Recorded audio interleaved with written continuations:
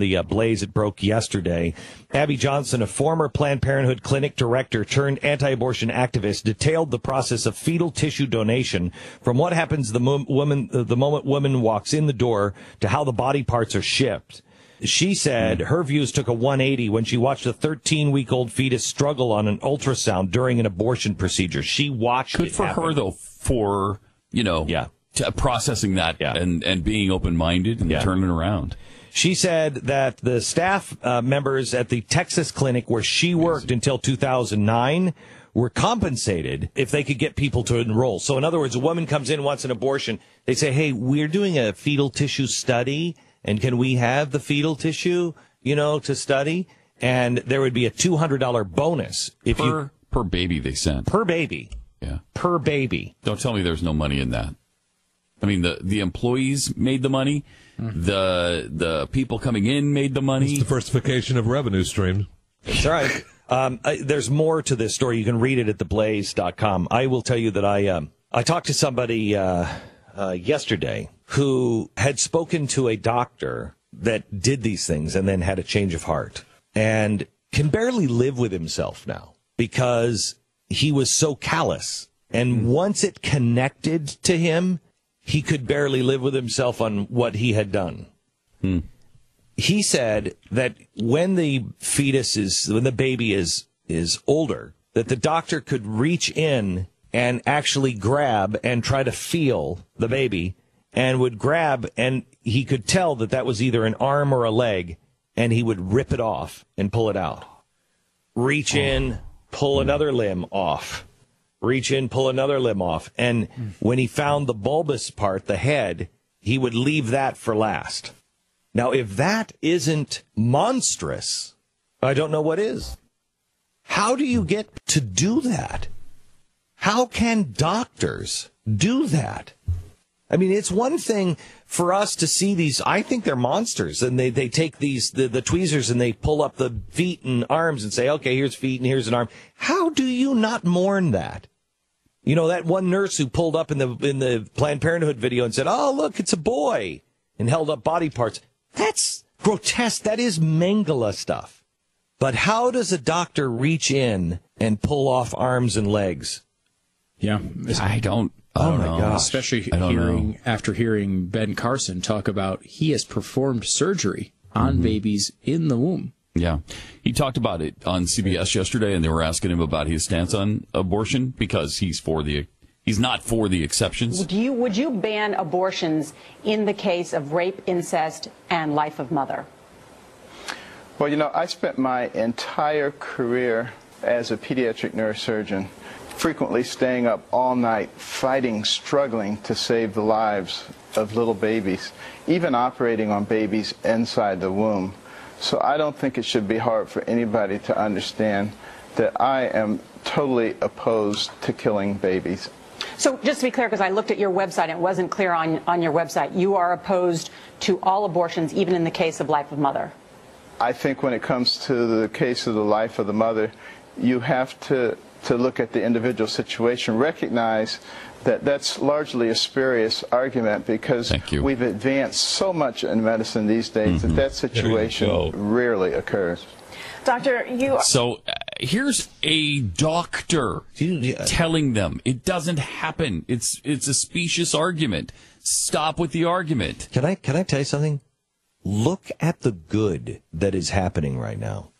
That argument, even 2 years ago, you would have rolled your eyes and said, 6 months ago, would have rolled your eyes and said, well, he's out. You can't have that argument. He's out.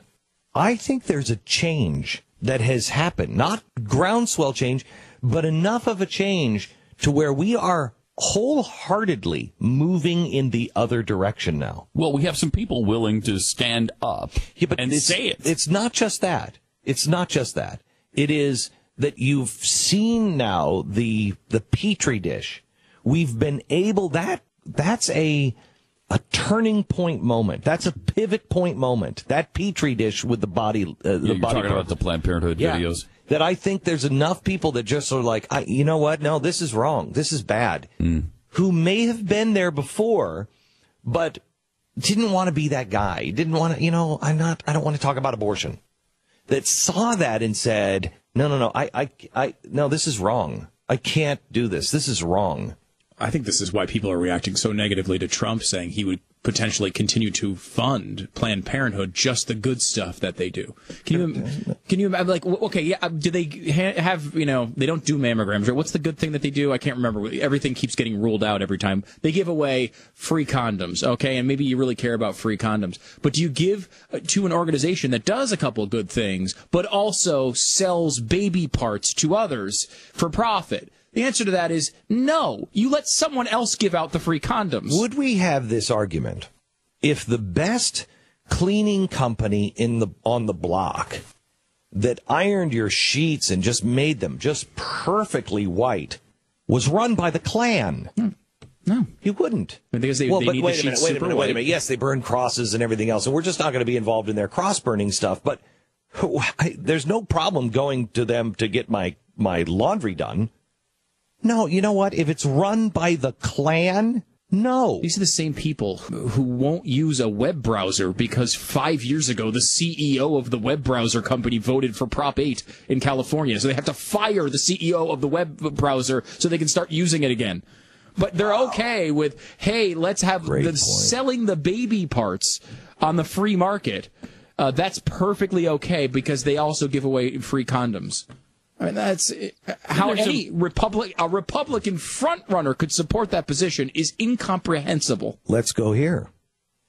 This is the same group of people that said that Mitt Romney could not be president of the United States because he gave a haircut in the 1960s that they didn't like. Mm-hmm. His dog was on the roof, Glenn. His dog was on the roof 20 years ago. And he couldn't be president. And nothing happened to his dog. But these people are slaughtering children, making money selling the body parts, and it's okay. And we may be turning a corner, but then you get headlines. What we just heard from Dr. Ben Carson, the headline is Ben Carson dodges question on abortion to save life of mother. Yeah, he didn't dodge the question. He didn't dodge I know question. That. Play that again. I'm looking for the dodge. Would you ban abortions in the case of rape, incest, and life of mother?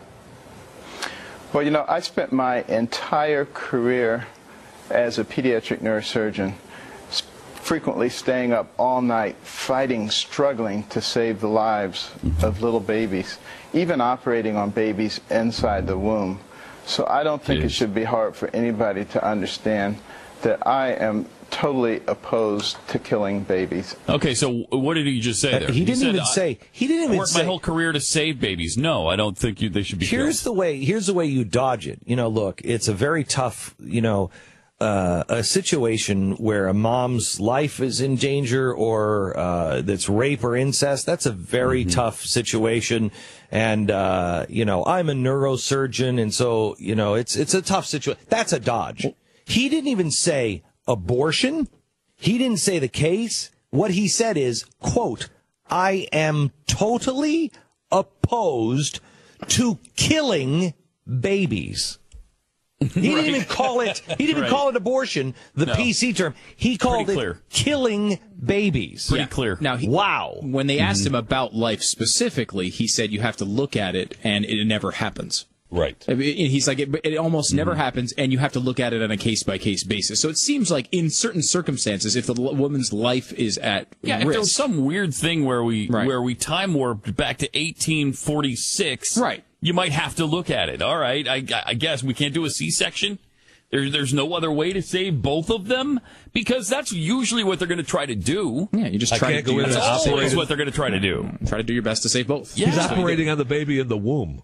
Right. To say, I think we can say it's a false choice. And Scott Walker said it, too, because Scott Walker has been down this road with all kinds of journalists as well. And they're both right. It almost never happens anymore. It's a stupid argument. You know what my mother said to me at one point? Never say never, Pat. You said almost never. Did she also say don't say stupid? Because my mother sometimes said that. But your mother. So my whole argument. Your mother was just stupid because your mother is saying, you just said, don't say stupid. Right. Mom, you just did. I didn't. You just did. Well, she wrote it down when she said it. Don't say this word. And then she'd write it down. Did she write it down? Yeah. Wow. Yeah. You know what my father used to say? Don't write down things like stupid. Really? But he always said it to me. Wow. My father was a Rolling Stone. Wherever he laid his hat. Really? Was his home. Yeah. Yeah. That's a song, died, Pat. And when he died, yeah. I forget what happened. Wow. Is it Friday? Because it feels like It does a little bit. Okay.